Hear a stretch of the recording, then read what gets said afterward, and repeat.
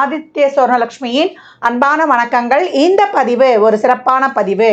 நட்சத்திரங்களின் குணநலன்களையும் ஒவ்வொரு தசா புத்தியில் அந்த நட்சத்திரங்கள் என்ன மாதிரியான பலன்களை தரவிருக்கும் என்பதையும், அந்த நட்சத்திரங்கள் என்ன வகையான கர்மாவை சுமந்து வருகுது, ஒருத்தருடைய வாழ்நாள் முழுவதும் பிறப்பிலிருந்து அவங்க வாழ்நாள் முழுவதும் என்ன மாதிரியான தசா புத்திகளை அவர்கள் எதிர்கொள்வார்கள், என்ன மாதிரியான பலன்கள் நடக்கும், என்ன மாதிரியான குணநலன்களுடன் இருப்பார்கள், இதை எண்ணியலுடன் எவ்வாறு இவங்க தொடர்பு படுத்தி அவங்க வாழ்நாள் பலன்களை அறிந்து கொள்ளலாம் என்பதை இந்த பதிவின் வழியாக தெரிந்து கொள்ளலாம். அன்பர்கள் இந்த பதிவினை பொறுமையாக கேட்க வேண்டியது தான் நீங்கள் செய்ய வேண்டியது. இந்த பதிவினை முழுமையாக கேட்டு எந்தெந்த காலகட்டம் உங்களுக்கு வரக்கூடிய தசாபுத்திகளில் நீங்கள் எப்படி இருந்து கொள்ளலாம், மற்றும் அந்த கிரகங்கள் 9 கிரகங்களும் உங்கள் பிறப்பு ஜாதகத்தில் எப்படி இருக்க போகுது, அதையும் வைத்து உங்களுடைய பலாபலன்களை சுய ஜாதகத்தை ஆய்வு செய்யும் பொழுது இது ஒரு வானிலை அறிக்கை மாதிரி தான். அந்த காலகட்டங்களில் நீங்கள் தைரியமாக கடந்து வந்துடலாம். ஒரு நல்ல தசாபுத்தி நடக்குது, பலன்களை ரெட்டிப்பாக்கிக் கொள்வதற்கும், இல்லை ஒரு சாதகமற்ற சூழ்நிலை நடக்குது, அந்த காலகட்டங்களில் நம்மளை சுற்றி ஒரு பாதுகாப்பு வளையத்தை போட்டுக்கொள்வதற்கும் இந்த பதிவு உங்களுக்கு சிறப்பாக பயன்படும் சொல்லலாம். இதில் சொல்லியிருக்கின்ற எளிமையான பரிகாரங்கள், அதே போல் ஒரு இறை வழிபாடுகள், அது மட்டும் இல்லாமல் இதில் இருக்கக்கூடிய அந்த நட்சத்திரத்திற்கான பறவை, விருட்சம், யோனி இவற்றை நம்ம அன்றாட வாழ்க்கையில் இதில் சொல்லியிருக்கின்ற முறைப்படி நீங்கள் பயன்படுத்தும் பொழுது உங்களுக்கு சிறப்பான வாழ்நாளில் முன்னேற்றத்திற்கு இவையெல்லாம் ஒரு உந்துதலாக இருந்து உங்களுக்கு விரைவாக முன்னேற்றத்தை தருவதற்கு இவையும் ஒரு வகையில் உங்களுக்கு சிறப்பாக பயன்படும் அப்படின்னு சொல்லலாம். திருவோண நட்சத்திரத்தின் சிறப்பு பலன்களை காணவிருக்கிறோம். திருவோண நட்சத்திரம் ஒரு சிறப்பான நட்சத்திரம் அப்படின்னு சொல்லலாம். ராசி அதிபதி சனீஸ்வர பகவான், நட்சத்திர அதிபதி சந்திர பகவான். இது பெருமாளுக்குரிய நட்சத்திரமாகவும் கருதப்படுகிறது. நட்சத்திரம் பெருமாளுக்குரிய நட்சத்திரமாகவும் கருதப்படுகிறது. இந்த திருவோண நட்சத்திரம் எப்பேற்பட்ட சிறப்பு வாய்ந்தது, அழகான முகமைப்பை கொண்டவர்கள் 4 பாதமும் மகர ராசியிலே இருக்குதுன்னலாம். இதனுடைய நட்சத்திர அதிபதி சந்திரன், ராசி அதிபதி யாருன்னு கேட்டிங்கன்னா சனி பகவான். அதனால் இது வளர்பிறை சந்திரனாக இருந்தால் இவங்க புன்னகை பூத்த வதனம், அதே போல் நல்ல முக மலர்ச்சியுடன் புன்னகையுடன் இருப்பாங்க. கொஞ்சம் பொலிவு அதிகமாக காணப்படலாம். தேய்பிறை சந்திரனா கொஞ்சம் கம்மி, சிரிப்பும் கம்மி, கொஞ்சம் கலையும் கொஞ்சம் கம்மியாக இருப்பாங்கன்னு எடுத்துக்கலாம். இந்த திருவோண நட்சத்திரம் சிறப்பான குணம் இருக்குது. ரொம்ப ஷார்ப் மைண்டடு, எதையும் எளிதில் கிரகித்து கொள்ளக்கூடியவர்கள் அப்படின்னு சொல்லலாம். இவங்களுக்கு என்னென்னா ஒரு குறை இருக்கும், ஒரு தாழ்வு மனப்பான்மை. என்னை கவனிக்கல, நீங்கள் மற்றவங்கள தான் கவனிக்கிறீங்க, மற்ற அக்கா தங்கச்சி அண்ணன் தம்பிகளை கவனிக்கிறீங்க அப்படின்னு ஒரு தாழ்வு மனப்பான்மை இருந்து கொண்டே இருக்கும். ஏன்னா சந்திரன்ற ஒரு மென்மையான கிரகம் சனின்ற ஒரு கடினமான வீட்டில் இருக்குது. இது ஒரு ஸ்லோ கிரகம், அது ஒரு ஃபாஸ்ட் கிரகம். இந்த ரெண்டும் இருக்கும்போது அப்போ அங்கே ஒரு சாதகம் இல்லாத சூழ்நிலை தான் ஏற்படும்.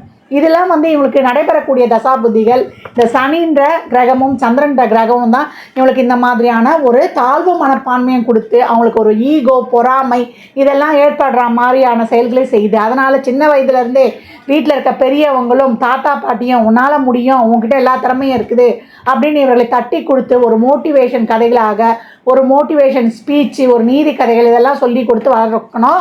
அது மட்டும் இல்லாமல் ஒரு மூச்சு பயிற்சி, ஒரு யோகா, ஒரு உடற்பயிற்சி, இல்லை ஒரு கலைகளில் ஒரு பாட்டு, டான்ஸ் அப்படின்னு ஏதாவது ஒரு கலைகளை கற்றுக் கொடுத்து உங்ககிட்ட திறமை இருக்குது, நீ யாருக்கும் சளைச்சவன் கிடையாது அப்படின்னு சொல்லி வழிநடத்தி கொண்டு வரும்போது இவங்களுக்கு அந்த ஒரு தாழ்வு மனப்பான்மை நீங்கும். இல்லைனா இவங்க அதிலேயே ஒரு 20-25 வயது வரைக்கும் அப்படியே கடந்து வருவாங்க.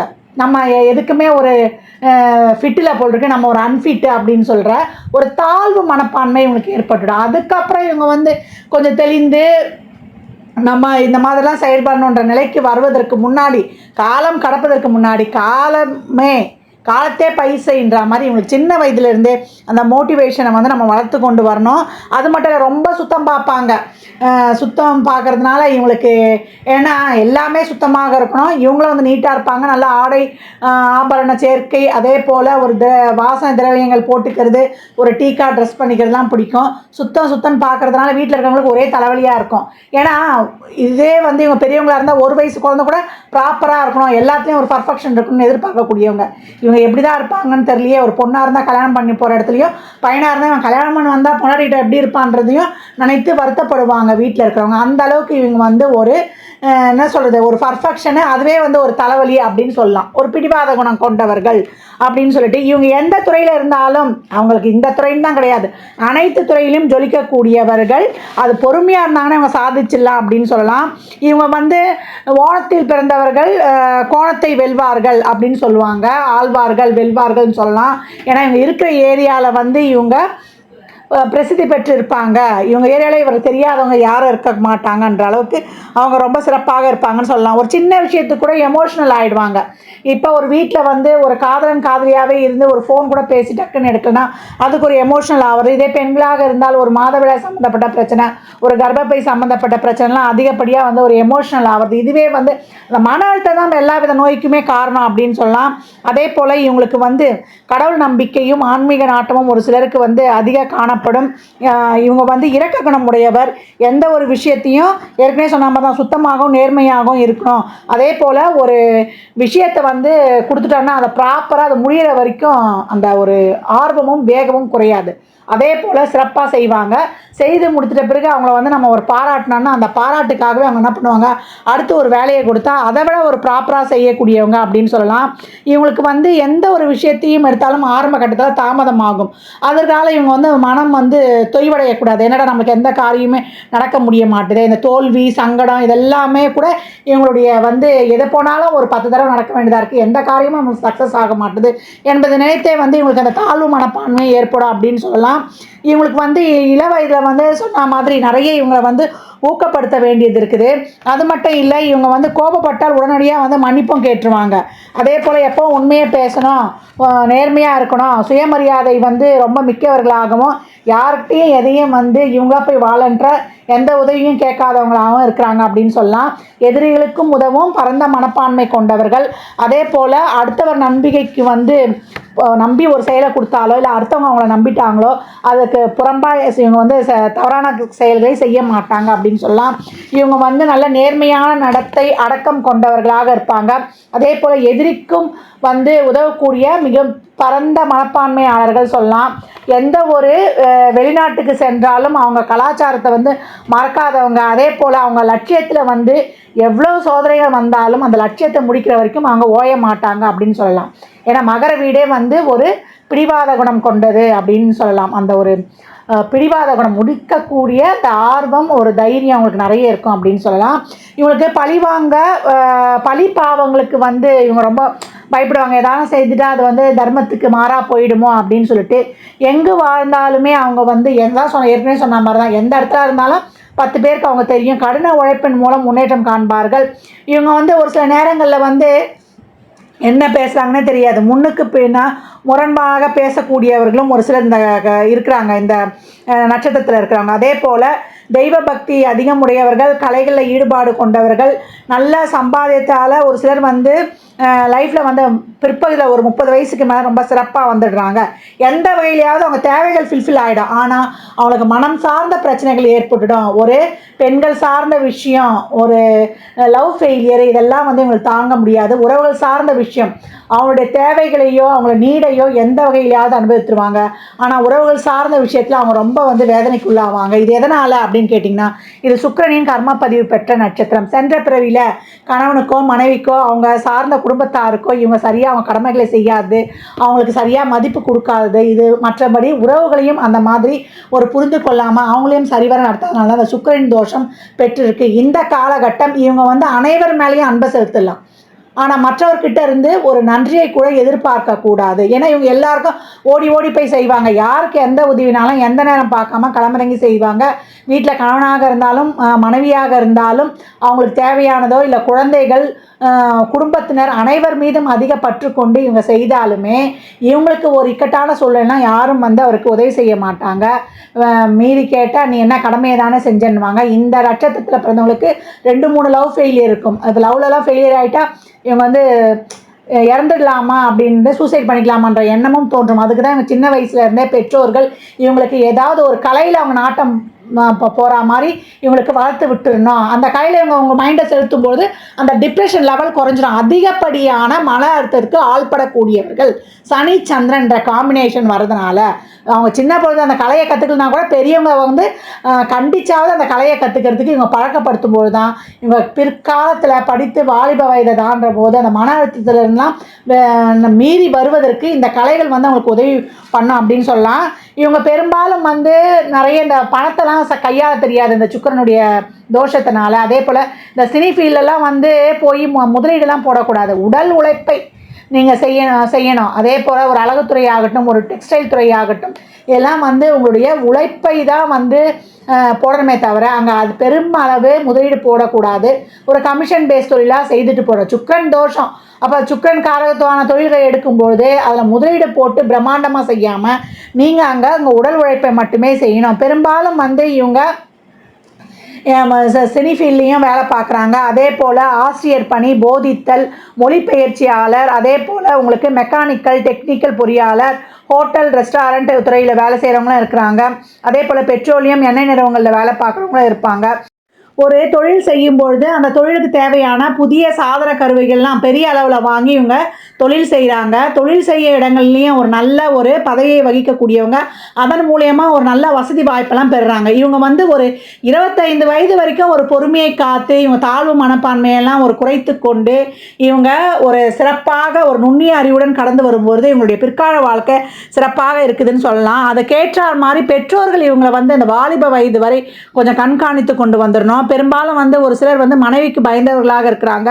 பெண்களால் மதிக்கப்படக்கூடியவர்களாகவும் மனைவி, குழந்தைகள், தாய் மீது அதிக அளவு பாசம் வச்சுருப்பாங்க. அதான் சொன்னேன், இவங்க ஏற்கனவே எல்லார் மீதும் அதிக அளவு பற்று உடையவர்கள். ஆனால் அந்த பற்று இவங்க வந்து திருப்பி எதிர்பார்க்கக்கூடாது.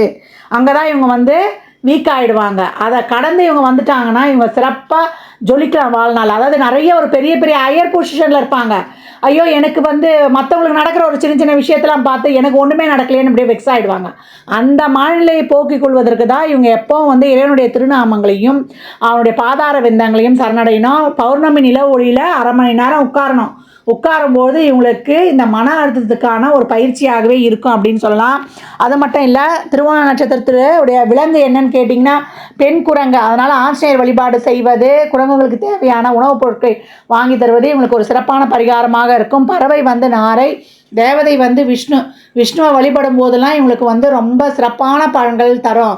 எப்பவும் கோவிந்தனுடைய நாமாவளி சொல்லணும்.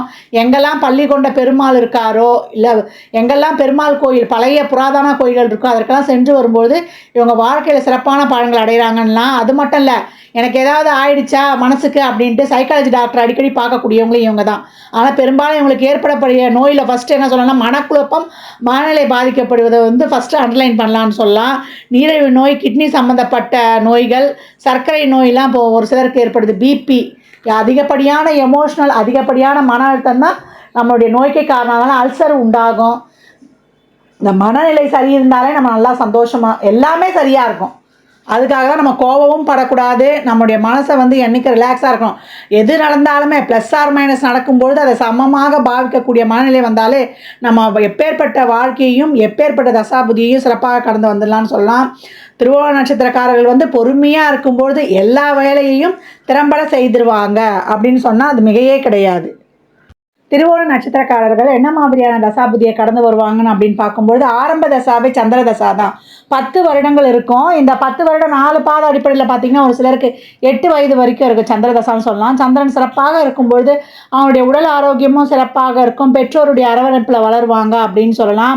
இதே சந்திரன் சிறப்பு இல்லைன்னா அவங்களுக்கு ஒரு சளி தொந்தரவு, ஒரு உடல்நிலை பாதிப்பு, இதெல்லாம் அடிக்கடி சளி பிடிச்சி இந்த வீசிங் வர்றதெல்லாம் ஒரு சில குழந்தைங்களுக்கு ஏற்படும். இந்த சந்திர தசையில் வந்து உடல் ஆரோக்கியத்தில் கவனம் எடுத்து கடந்து வந்துடணும் அப்படின்னு சொல்லலாம்.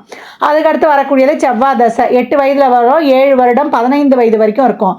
இதுதான் வந்து ஆள் வந்து நல்லா வளர்ந்து வரக்கூடிய பருவம். இந்த காலகட்டம் வந்து அவங்க நல்ல ஒரு உடம்புல ஒரு பலமும், ஒரு நல்ல ஒரு முகத்தில் ஒரு தெளிவு, ஒரு கவர்ச்சிலாம் ஏற்படுறது. அது மட்டும் இல்லாமல் ஒரு ஆஜானுபாகுவாக இருக்குது.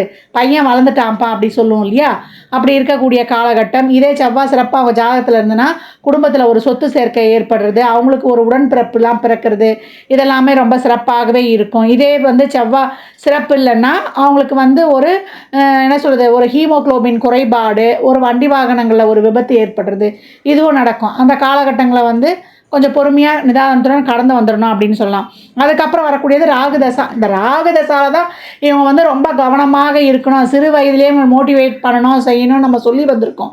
எதனாலனா இவங்க மன அழுத்தத்துக்கு ஆள்பட்டுடுவாங்க அப்படின்றதுனால. இந்த ராகு வந்து சரியான இடத்துல உட்காரலனா இவங்களுக்கு தேவையில்லாத ஒரு நண்பர்கள் சேர்க்க, ஒரு கூடா நட்பு கேடாய் விளையும், தேவையில்லாத பழக்க வழக்கங்களை கற்றுக்கொள்வது, ஒரு படிப்பு தடைபடுறது, படிப்பில் ஒரு இன்ட்ரெஸ்ட் இல்லாமல் இருக்கிறது, இவங்க வாழ்க்கையே ஒரு தடமாறி சென்றுடும் அப்படின்னு சொல்லலாம். இதுவே ராகு சிறப்பாக இருந்துட்டாரு, ஏன்னா ராகு வந்து 15 வயதில் வருவார், 18 வயது வரைக்கும், 33 வயது வரைக்கும் ஒரு படித்து ஒரு தொழிலில் உட்காந்து ஒரு கல்யாணம் நடைபெறக்கூடிய பருவம். 3 ஸ்டேஜ். இந்த ஸ்டேஜில் இந்த ராகு சிறப்பாக இருக்கும் பொழுது இவங்களுக்கு ஒரு தொழிலில் ஒரு வளர்ச்சி, இல்லை ஒரு அரசியல் துறையில் இருந்தாங்கன்னா அரசியலில் ஒரு பேர் புகழ், ஒரு முகம் தெரியாத மனிதர்களுடைய ஒரு ஆதரவு, ஒரு வெளிநாட்டு வேலை, கல்வி, அவங்களால ஒரு பெனிஃபிட் கிடைக்கிறது, இவங்களுக்கு ஒரு நல்ல ஒரு தொழிலையும் கொடுத்து, சொத்தையும் கொடுத்து, ஒரு நல்ல ஒரு திருமண வாழ்க்கையும் கொடுத்து, சொத்து சுகம் எல்லாத்தையும் கொடுத்து அனுபவிக்கவும் செய்யும் இந்த ராகு. இதே இந்த ராகு சிறப்பாக இல்லைன்னா இவங்களுக்கு ஏற்கனவே ஒரு லவ் ஃபெயிலியர் வரும் அப்படின்னு சொல்லியிருக்கோம். அந்த லவ்வில் வந்து காதல் தோல்வி அடைஞ்சேன், அதனால் நான் சூசைட் பண்ணிக்க போகிறேன் அப்படின்னு நினைக்கக்கூடிய எண்ணமும் வரும். சூசைட் பண்ணிக்குவாங்க நீங்கள் சொல்ல முடியாது. அப்படி செய்யக்கூடிய மன அழுத்தத்துக்கு தள்ளப்படுவாங்க. ஒரு சிலருக்கு 2-3 லவ் ஃபெயிலியர் கூட வரும். அதெல்லாம் அந்த காலகட்டம் ரொம்ப கவனம் தேவை. இதே ஒரு பெண்களாக திருமணம் ஏற்படுத்தினா திருமண வாழ்க்கையில் ஒரு பிரச்சனை இதெல்லாம் ஏற்படுவது.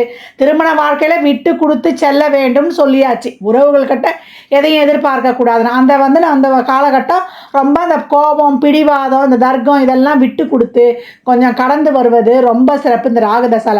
அந்த காலகட்டம்லாம் அந்த துர்கை வழிபாடு செய்கிறது, துர்கைக்கு வந்து ஒரு எலுமிச்சம்பழம் மாலை போடுறதுலாம் பண்ணி கொண்டு வரும்போது இந்த ராகுதசாவை சிறப்பாக கடந்து வந்துடலாம். வாயில்லா ஜீவன்களுக்கு ஒரு பிஸ்கெட்லாம் போடும்பொழுது வந்து அது ரொம்ப சிறப்பாக கடந்து வந்துடலாம் அப்படின்னு சொல்லலாம்.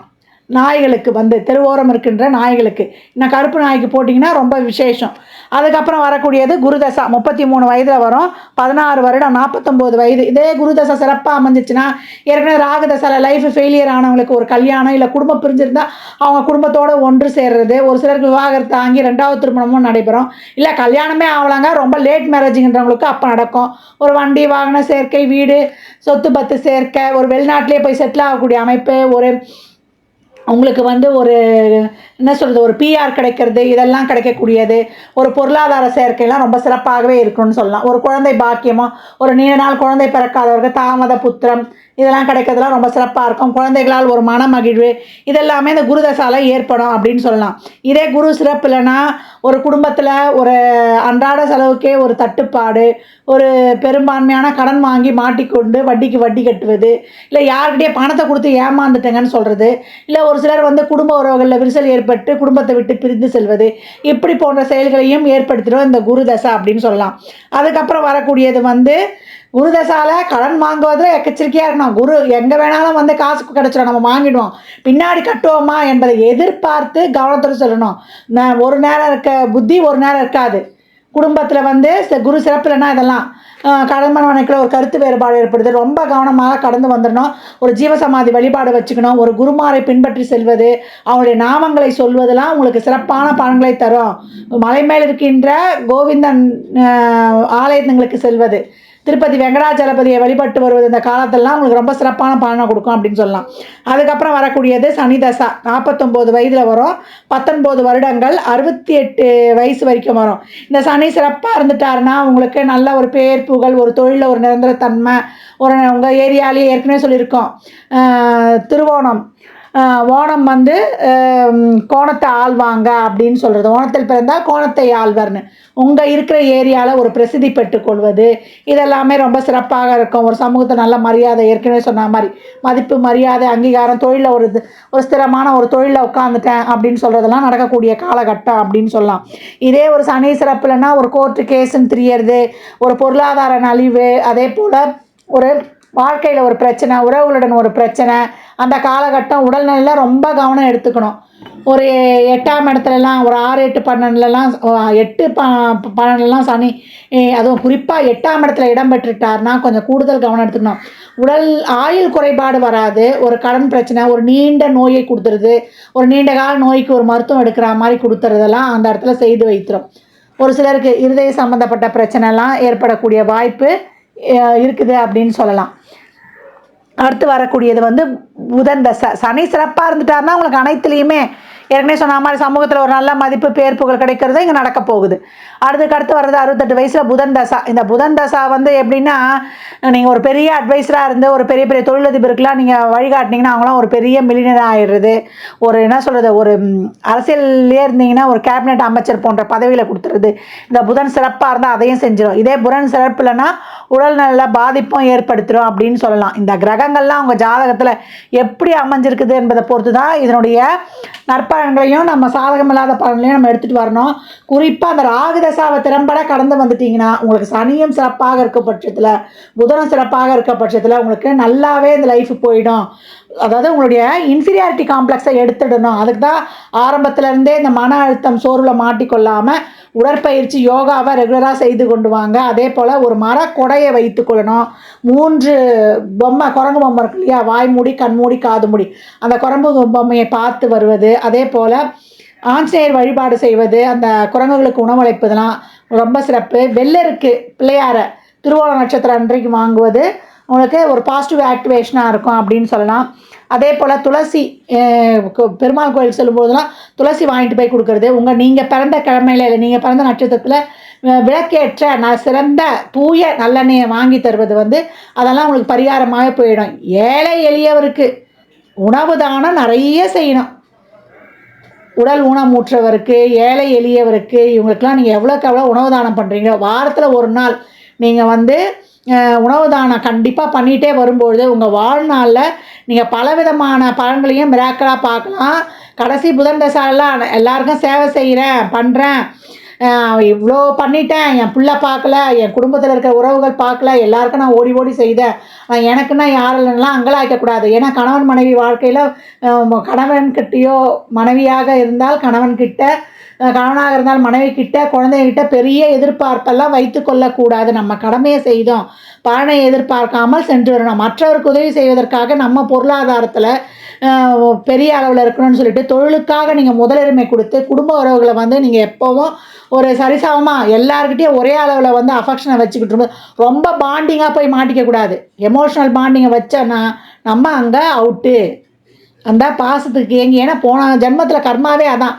அதில் அந்த உறவுகளுக்கான அந்த எமோஷனல் பாண்டிங்கில் போய் மாட்டிட்டோன்னா நம்மளால் வெளியில் வர முடியாது. நம்ம அவங்க செலுத்தினா கூட நம்ம அதை உணர முடியாது. அதுதான் இந்த சுக்கிரனுடைய கர்ம தோஷம் அப்படின்னா. அதுக்கு முன்னாடியே நம்ம செஞ்சுட்டே வந்துட்டோம்னா கடைசி காலத்தில் அந்த சுக்கிரனுடைய தோஷம் படிப்படியாக குறைந்து பின்னாடி அந்த சுக்கிரன் வந்து கடைசி காலத்தில் உறவுகள் நம்மளை பார்க்குற மாதிரியான சூழ்நிலையும் ஏற்படும். ஒரு காலத்தில் மைனஸ் செய்தால் ஒரு பின்னால் காலத்தில் ப்ளஸ் செய்ய போகுது அந்த கிரகங்கள். அதே போல் தாய்மை அடைகிற வரைக்கும் இருக்கிற கல்யாணமான பெண்கள் எல்லாமே சுக்கிரன்கள் தான். தாய்மை அடைந்தால் தான் அவங்க சந்திரன்.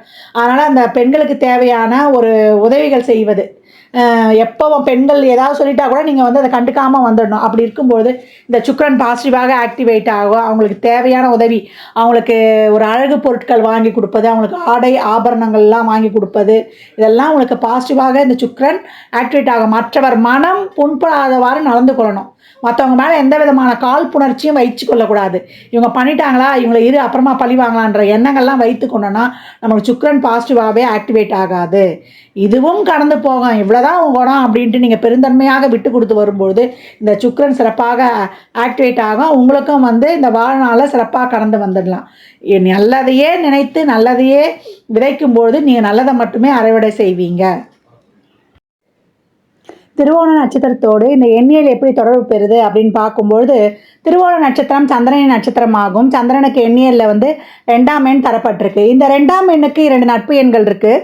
அது 3, 7. அப்போ திருவோண நட்சத்திரத்துடன் இந்த 2, 3, 7 என்ற இந்த 3 எண்களும் இவங்க பிறப்பிலிருந்து வாழ்நாள் முழுவதும் அவங்களுடைய பிறந்த தேதியாகவோ, அவங்களுடைய நாள் நட்சத்திரம் கிழமையாகவோ, ராசி லக்னமாகவோ வரக்கூடிய வாய்ப்பு பெரும்பாலும் இருக்குது அப்படின்னு சொல்லலாம்.